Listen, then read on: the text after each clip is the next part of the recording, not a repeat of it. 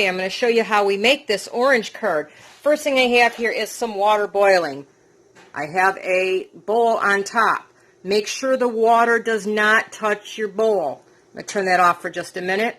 In here I have the juice of 3 oranges. As you can see, it's just under a cup and a half. Don't worry about the seeds and everything. I'm going to strain those out before we use them. I have 4 egg yolks. Okay, now you can see a couple of mine are a little on the smaller side, so I'm using 4. The amount of sugar I'm using is 2/3 of a cup. If I was using lemons, I would use a cup because lemons are more tart, or limes. But because I'm using oranges, I can get away with a little bit less. And I'm going to need some tools. I have a whisk and a wooden spoon. I need a small piece of cling film. Once I'm done with my curd, I have a storage container. I've decided to use one of my vintage Pyrex bowls. This one happens to come from England, and I think it's just really cute, so I'm going to use that. My strainer, and the last thing you're going to need is a stick of butter. Take that stick of butter and cut it up in some cubes, and we'll get ready to make our curd. Okay, now I have my water boiling, and I turned it down to a kind of a high simmer.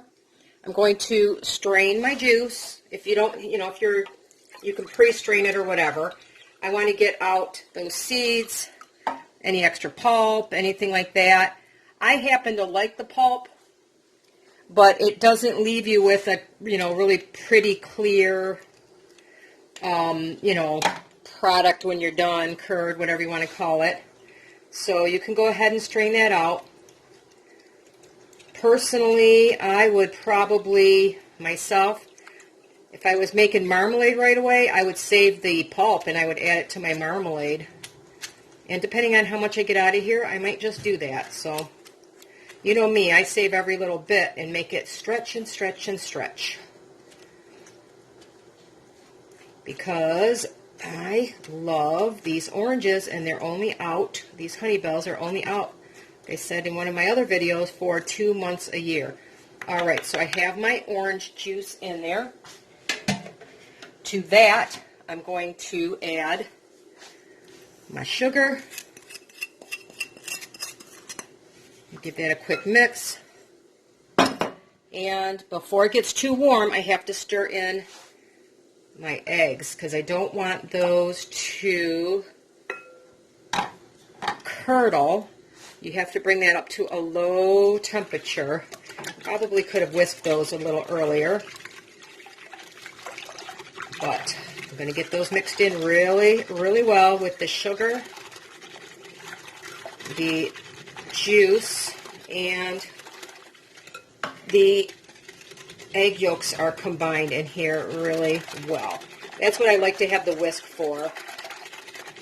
I want to make sure they're really well combined. So now I'm just going to keep whisking this a little bit, stirring it, more stirring than whisking, until it warms up. Once it warms up, it's just a matter of slowly adding our butter to make our curd. And voila, that's it. It's just cooking it till it's nice and thick. So can you believe that curd is another thing that really, it's other than the butter, it's relatively inexpensive. My 3 oranges, if you buy juicing oranges, maybe, I don't know, I saw an 8-pound bag for like, $7.99, about $1 a pound for oranges. Use 3 oranges. Egg yolks are relatively inexpensive. Sugar's not that expensive. My butter, I got lucky. I had a whole bunch that I had frozen. I picked up for $1.99 a pound. So, 50 cents for the butter. I'd say I can make this entire curd for, under $2 easy. So, alright, I'm going to put my first piece of butter in, because that way it kind of tells me, oops, I got something in there. A little something floaty around in there. I have to get that out. Yeah, there it is. All right, I don't know where that came from, but I could put one piece of butter in here, and that way I'll know when I need to start adding my butter. Okay, so it's just a matter of slowly bringing this up to temperature until it's ready to accept all of your butter. Curds are rich and creamy, and you know, the egg binds with the butter, and it just makes it so good. You can use it on, you know, I'm going to use it on my meringue shell, but I could add it to biscuits for breakfast. I love it. And I only make it once a year around my birthday. There, see, my butter's starting to melt. I'm going to switch over to my spoon for just a few minutes here. I kind of like to go back and forth. That way I know I'm getting a really good stir off the bottom, because I don't want those eggs to curdle. The last thing you want to do is do this too fast and cook those eggs. If they separate from everything else, you're going to have scrambled eggs, and who wants orange flavored scrambled eggs? I certainly don't. You want to make sure that sugar is melted really well. By the time you get this butter in here, it should be melted well. So I'm going to continue to stir. I'm going to continue to add my butter until it's all fully incorporated. And we'll be back once I get to the last couple of pieces so you can see what's going on here. I'll check back once in a while and let you know. Or I'll turn off the sound and we'll do this on a higher speed so you can kind of keep an eye on what's going on here. Maybe we'll do that. What do you think?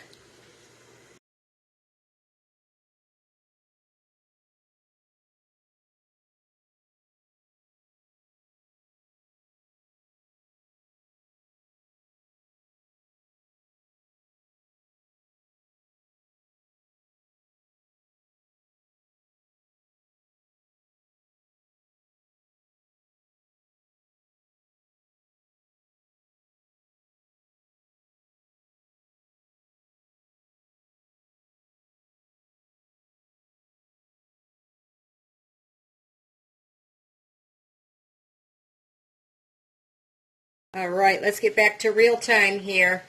That took me probably 7 or 8 minutes to incorporate all that butter, the majority of it there. I'm going to continue to stir this now. I want to continue to stir this until it thickens. Basically, it's going to coat the back of my spoon. When you go like that, it's not even close there, but it's going to make a line on the back of my spoon when it's nice and thick. So now it's just a matter of all of that butter and those egg yolks and the liquid of the orange have now homogenized, basically, so they'll stay together and not separate. Because, you know, if you put oil in water, or in this case orange juice, it normally separates out and your butter and stuff is going to float to the surface. So we don't want that to happen.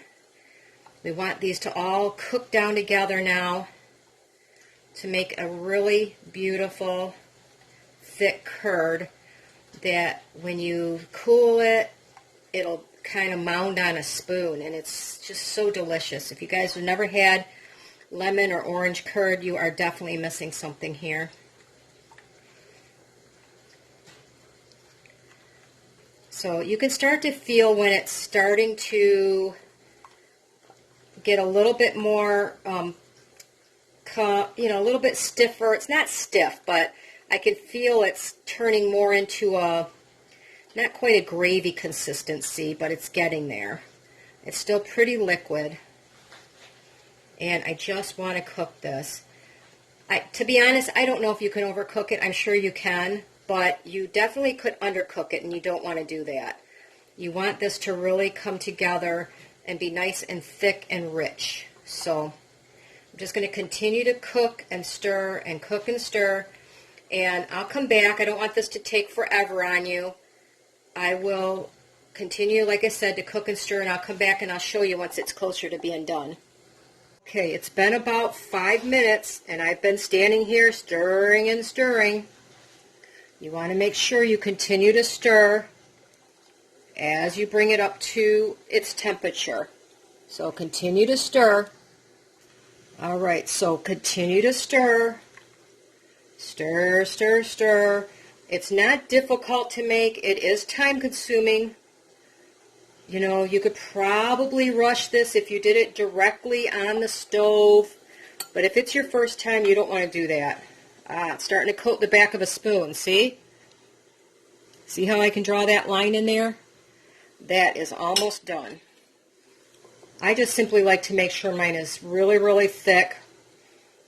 You know, I'm going to cook it a little bit more, but that's what you're looking for, okay? Very simple.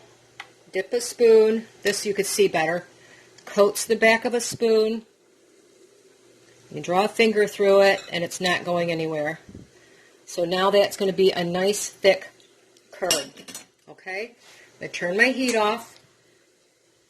It's not going to cool down too fast while I rearrange everything and get my bowls ready so I can strain into them, okay? So don't worry. We'll be right back. I have my pretty little bowl here, which I'm hoping is big enough to hold my curd. If not, I have the mama bowl from the same pattern. Now, please, please be very, very careful with this step. Remember, this is extremely hot. If you want, you can pour it directly into the strainer. Personally, I should have told you, I prefer to use a ladle to get the majority of it to put through. You can see that curd's kind of thickened up there a little bit. I get the first couple scoops going really well. And then when I get to the bottom, I can dump the rest of it in there, because that bowl was over top of boiling water all that time. If you did this well, you're not going to have a bunch of egg bits floating around in there. But even if you do, it's not the end of the world. It should thicken up nicely for you. Yay, it fit in my baby bowl. Okay, I went good to the last drop there. All right, let me set my bowl over here in my sink. Now the moment of truth. Did I get a bunch of egg pieces? See, I got a little bit of egg pieces in there. No matter how well you do it, that's why you need to strain it. You're going to get a few little egg bits, and that's okay. Expect that to happen and have a strainer handy. Probably about time I get a new one, isn't it? All right, so I have my bowl. Now, this step, people don't realize how important it is. Get a little piece of plastic wrap. You will need enough to cover the surface of your curd. And it sounds counterintuitive or counterproductive because you're trapping all that hot air in there, but you actually want this to touch the surface, the entire surface of your curd, because if you don't, you're most likely going to get a skin on top.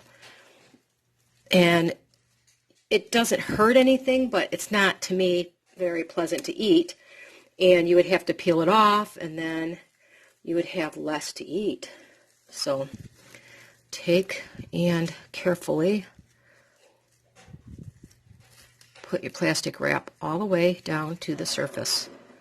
Make sure it's down all the way around. Now, before I stick this in the refrigerator, I let it cool off for quite a while so that I'm not warming up the contents of my refrigerator. But that's essentially what we have. Once it cools down enough to put it in the refrigerator, put it in your refrigerator, leave it 4, 5, 6 hours, better overnight, but it will thicken up the rest of the way. And when I'm done here, we'll serve up my curd on top of the meringues, which I will post in the link below, and you will see how I made my delicious dessert for myself for my 59th birthday. All right, my friends, the moment of truth. Let's take our plastic wrap off. And here is our delicious orange curd. Let's give it a taste.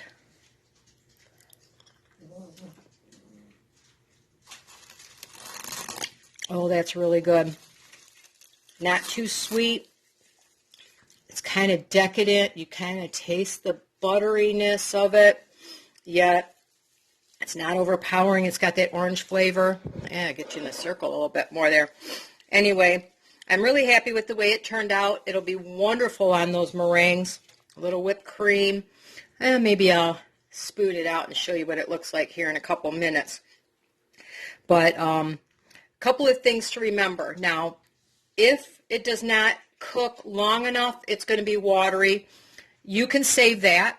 Put it back in the pan.